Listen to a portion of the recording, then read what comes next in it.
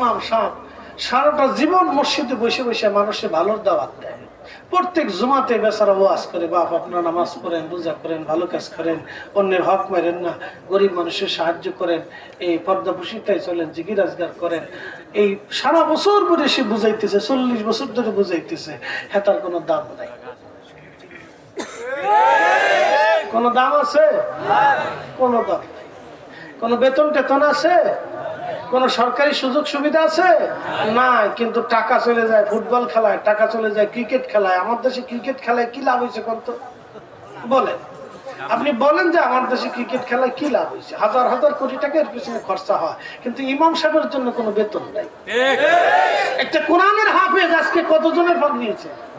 হ্যাঁ, 5 জন কোরআনের হাফেজকে আজকে পাগড়ি দিছে, কিন্তু একটা সনদ দিতে পারেনি। কথা বলেন। আল্লাহু আকবার, আল্লাহু আকবার। মাঝে মধ্যে ফেসবুকে ঢুকলে লজ্জা করে। একজনের বউ আরেকজনের নিয়ে গেছে, ওই চিত্র জগতে কার বউ কেডাই লইছে, কার জামাই কেরকম বউটি লয়ে গেছে গা, শুধু এই খবর। পেপার পত্রিকার একটা পৃষ্ঠায় থাকে কার বউ কেডাই লয়ে গেছে গা, কোন বেডি কোন ভাবে কাপড় পরছে, কোন বেডির কত টাকা দিতে হয়।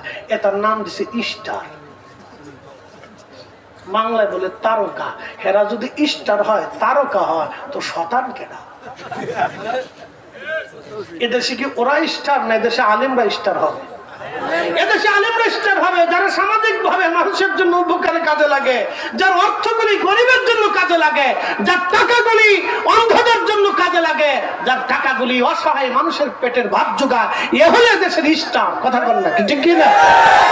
যে বেডি বেশি ল্যাংটা হইতে পারে, আরেকজনের জামাই কেড়ে নিয়ে গেছে, আরেকজনের বউ হয়ে গেছে গা, এত হয়েছে স্টার।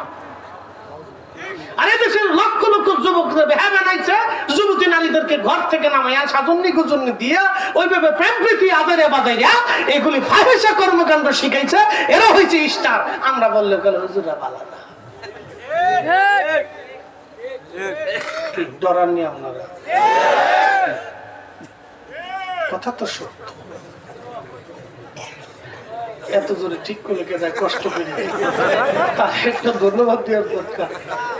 এত কষ্ট করে ঠিক হয়েছে, যাক আলহামদুলিল্লাহ। প্রিয় ভাই আমার, আমাদের হক বেহক বোঝাটা জরুরি।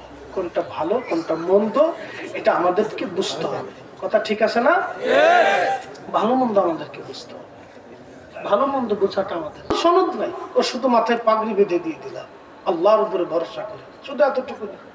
অথচ কোরআনের 114টি সূরা, 30টা পাড়া ও 60টা বছর ধরে পরিশ্রম করে করে করে করে মুখস্থ করে সিনার ভিতরে জমা করলো। আমরা এই ছোট্ট বাচ্চাটাকে একটা সার্টিফিকেট হাতে ধরাই দিতে পারিনি। হাজার হাজার কোটি টাকা ক্রিকেটে নষ্ট হয়। আমার দেশের বেরিদেরকে এই ফুটবল খেলায় তার মাঠে নামায়, তার পিছনে লক্ষ লক্ষ কোটি কোটি টাকা খরচা করতে হবে। অথচ কোরআনের হাফিজ যারা সমাজ নির্মাণে ভূমিকা পালন করে, আজকে তাদের জন্য কোনো একটা সার্টিফিকেটও নাই।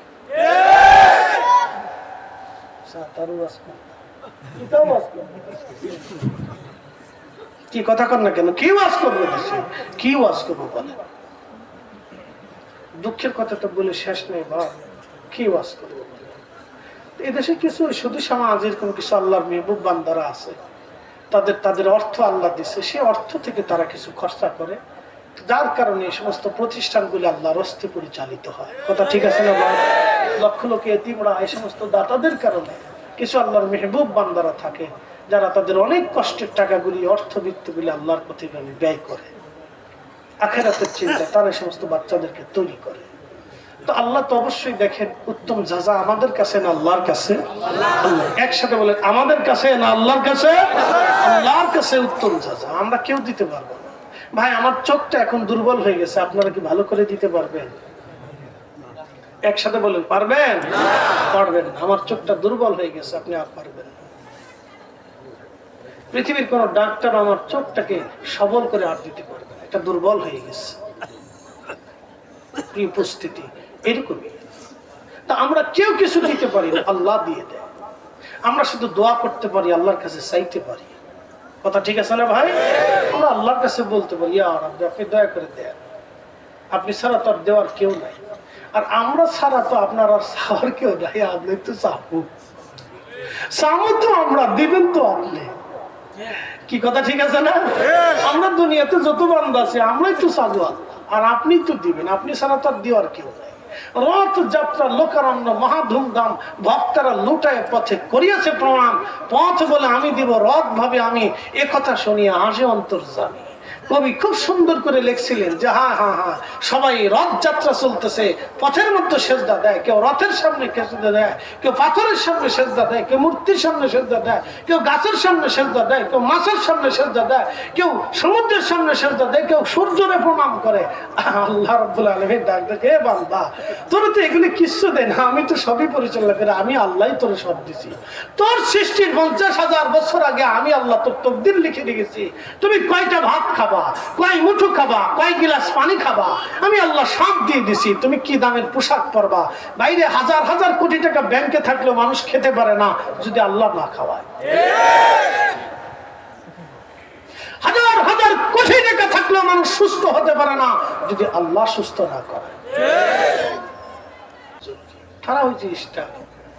আর যারা সারা বছর পরে ইমাম সাহেব সারাটা জীবন মসজিদে বসে বসে মানুষের ভালোর দাওয়াত দেয়, প্রত্যেক জুমাতে বেচারা ওয়াজ করে, বাপ আপনারা নামাজ পড়েন, রোজা করেন, ভালো কাজ করেন, অন্যের হক মারেন না, গরিব মানুষের সাহায্য করেন, এই পর্দাপসিতায় চলেন, জিগি রাজগার করেন, এই সারা বছর পরে সে বুঝাইতেছে, 40 বছর ধরে বুঝাইতেছে, হ্যাঁ তার কোনো দাম নাই। কোনো দাম আছে? কোনো দাম নাই। কোনো বেতন টেতন আছে? কোন সরকারি সুযোগ সুবিধা আছে? নাই, কিন্তু টাকা চলে যায় ফুটবল খেলায়, টাকা চলে যায় ক্রিকেট খেলায়। আমার দেশে ক্রিকেট খেলায় কি লাভ হয়েছে কত বলেন? আপনি বলেন যে আমার দেশে ক্রিকেট খেলায় কি লাভ হয়েছে? হাজার হাজার কোটি টাকা এর পিছনে খরচা হয়, কিন্তু ইমাম সাহেবের জন্য কোনো বেতন নাই। একটা কোরআনের হাফেজ আজকে কতজনের ভাগ নিয়েছে? হ্যাঁ, 5 জন কোরআনের হাফেজকে আজকে পাগড়ি দিছি, কিন্তু একটা সনদ দিতে পারিনি।